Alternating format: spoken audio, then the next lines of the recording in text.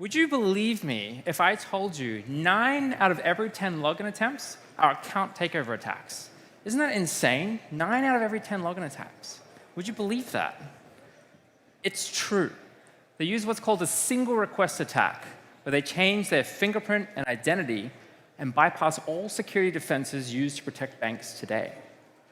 I'm the CEO and founder of Arkose Labs, a fraud prevention company venture-backed by PayPal. We support and protect some of the largest merchants on Earth against fraud attacks. And our job is to break hacker economics, make it more expensive for the bad guys to get in than the value that they're extracting out. If you do that, they give up and move on. Ladies and gentlemen, today I've been honored to have the privilege to co-present with a well-known cybercriminal who's just been released from federal prison. And I would appreciate if you actually take the opportunity to help welcome him on stage. Is he ready? All right, ladies and gentlemen, please put your hands together. Welcome my co-presenter.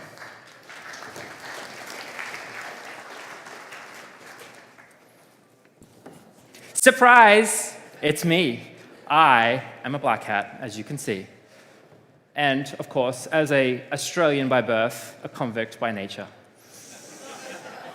All right, let's begin. So I'm going to show you how I go in and breach your bank account and take your money. First, I'm just going to show you, oh, by the way, Finobank, it's genius, right? I came up with that. So I'm just going to show you what it looks like when I log in. My password is very secure. It's Foster's. As you can see here, I have successfully logged into this form, clearly. And what I want to do, however, is not use my bank account details. I want to use your bank account details. So I'm going to go and find what's called a combo list. You can search for these. If you go to a website called Pastebin, people just paste code there, literally paste usernames and passwords of real users. This information is real, legitimate people. Your usernames, your passwords. And I'm going to show you how I take those and break into your account. And I use a piece of software called Sentry MBA. This is free software, and I love that because that's good hacker economics. It's free for me. I can go in and commit untold amounts of abuse. So I've pre-configured this software. It's pointing to the Finobank here. And I've set it up so it knows how to, pass in username, password. My word list here is all of those credentials that I showed previously. These are real usernames and real passwords. And I can set up a proxy if I want to bypass IP address mitigation, all things like that. It has a fantastic little tool called the HTTP debugger, which lets us actually demonstrate that our product is working properly and we have it correctly configured. Here, what it does is makes a request to the bank login form, passes in those username and credentials from that list, and as you can see, it also has successfully logged in. This is very exciting for me as a hacker. Now I'm going to launch it at scale and show you what it looks like when it's launching hundreds of usernames and passwords. And you can see my dashboard is less pretty than other companies. The success rate here, about 106 hits, 106 successful logins out of a list of several hundred. And now I, as a fraudster, can go hand those credentials off to a human and manually log in, and transfer those funds out, and I'm on my way to becoming very rich. So this is very exciting to me. I'm back. I've come to help.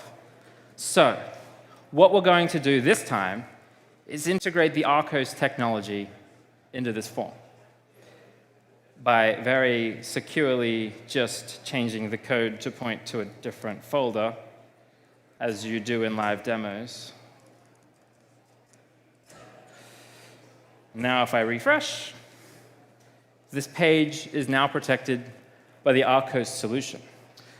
So now if I go and try and log in, my actual username and password, our technology is assessing risk to determine if it thinks I'm potentially malicious or not.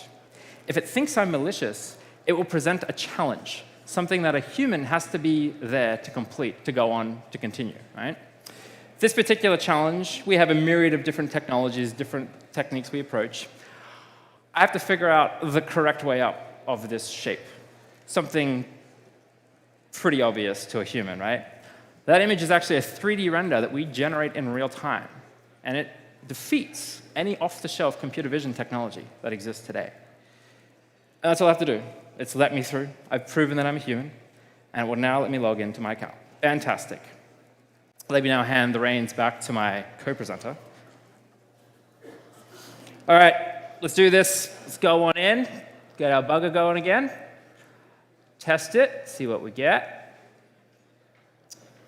Invalid token. This is not boding well for me this time.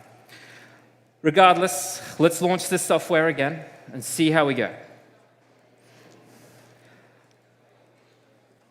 This time, 0 hits. This is terrible hacker economics. Can't make any money out of this. I'm going to go attack a different bank instead. So this is how the Arkose technology is used. It is used to increase the cost of attacks. If the hacker wants to go after this bank now, it has to build bespoke software that can overcome our challenge technology. They have to invest and commit R&D into building software that can try and attempt to overcome us. And we have built a myriad of defenses that are designed to increase their cost and constantly reset them. So as they make an investment to attack our customers, we're able to remove that, reset them to 0. They've never made any ROI from those attacks. And it keeps getting to the point where simply they give up. It's too expensive to try and get in. And that is the core philosophy of Arkose Labs. How do we break the hacker's economics? And I would love to speak to anyone further. I'll be wearing my fantastic hat, so you will be able to recognize me. Thank you very much.